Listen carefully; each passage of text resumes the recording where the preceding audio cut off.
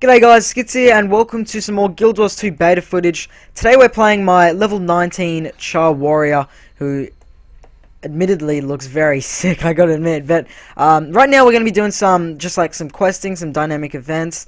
And I think for this dynamic event I think it's just kind of like we have to kill some of these dredge guys. So I wanted to give you guys another video where I'm showing a kind of a higher level kind of character.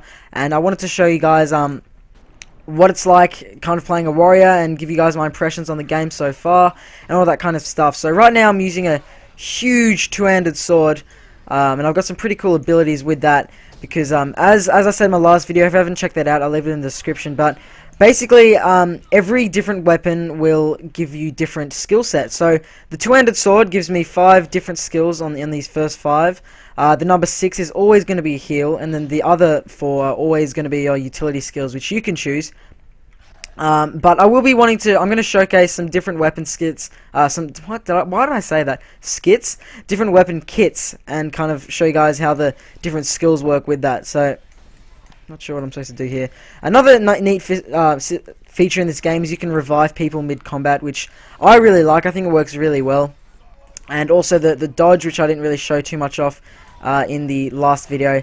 But basically, the dodge is great, actually. It works really well for PvP as well as PvE. So, we're doing alright here, actually. We're just going to keep on killing these guys.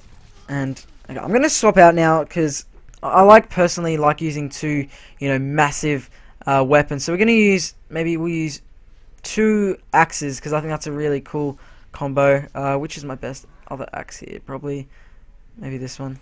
Alright, so we'll use 2 axes, and also we've gotten a trait here. We'll show off the trait system a bit later on.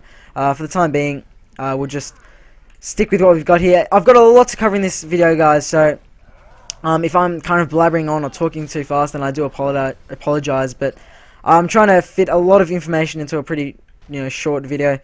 So yeah, we're just going to be doing some questing in this video.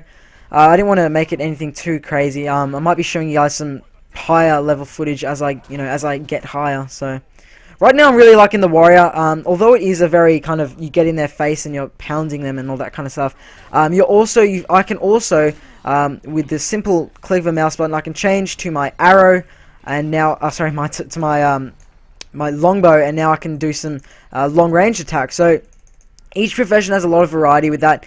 The only profession that can't do that is the elementalist, but they don't really need to do that because they focus a lot with magic and all that kind of stuff. But we're going to be focusing on the warrior only today, so I'm going to try not to get too distracted at all. The way loot works, by the way, guys, is you get your own loot, which I think is great. In other MMOs, I hate to bring World of Warcraft into this video, but it's definitely a good game to compare, because right now it probably is the best MMO out, because this game obviously isn't out yet. In World of Warcraft, people have to need roll if they want something. They have to, contest with other players. With this game, everyone gets their own loot, which works really, really well. It means that, no one's stealing anyone else's loot, which is great. As you can see, there's a fair few people now helping us out around here, which means that these guys are probably tougher, the enemies, and it just means that, jeez, I was just attacking. One thing about this game, sometimes you realize, is you can just attack in midair, and when you're not targeting anyone, which gets a little bit, sometimes it's a bit hard to get used to, but when you are used to it, it works really well. So we're gonna keep on helping these guys out. By the way, I'm in the Charr level 15 to 25 zone. I think it's called the Disa Plateau. That's where I started, and I've kind of gone around basically everywhere I can be in the beta, and it's a really great looking map, and everything looks really good in this game. They didn't go for a spectacular, visually impressive looking game. They wanted a reasonably simple, easy to run sort of thing. I'm playing this on pretty low graphics just so that this video isn't laggy or anything, but the game does look very good when it is on max, and it really looks good as it is, to be honest, right now. So a lot of these miners have gotten destroyed by these dredge guys. And what often happens with these kind of chain dynamic events is that later on there might be another result where we'll have to kind of get back something that these dredge guys have taken. So there's kind of chain quests that can be sort of achieved in just one little thing. And the great thing about this game is the exploration. You can just be running around doing nothing, and then suddenly you'll find a dynamic event and you can get involved in all that kind of stuff, which is just totally awesome. I really do love that system, and this game has a lot of things that new MMOs. It's kind of the evolution of MMOs, where a lot of new MMOs you'll see are gonna be bringing into it, because this is the step forward into MMOs, in my opinion.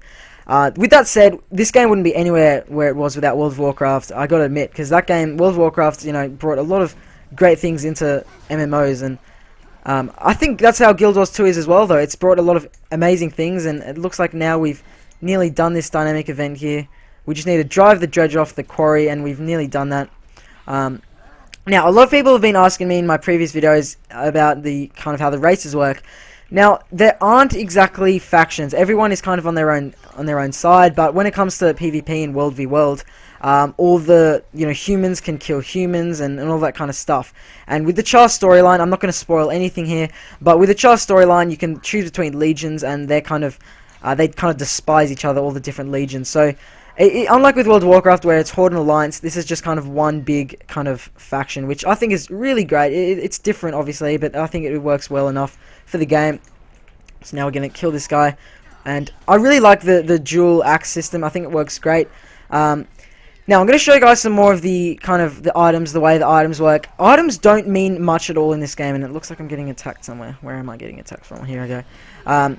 The items don't mean much at all in this game. I'm going to go over what I'm using, by the way, these skills and all that kind of stuff. I'm just trying to tell you guys a bit more of an in-depth look at this game.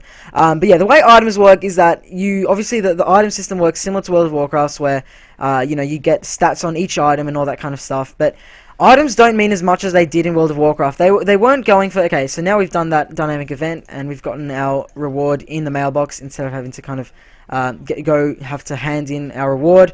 So now we're going to go ahead and maybe go down here, or we'll have a look at what we need to do next. We'll just keep killing these guys. But yeah, they didn't want items and gear to mean much in this game. They wanted it to be so that, skill players do well in combat, and they really wanted it to be more about, the way you play, and that kind of determines how your character plays out. Instead of, I'm going to switch to my longbow really quickly here just to show you guys what it's like.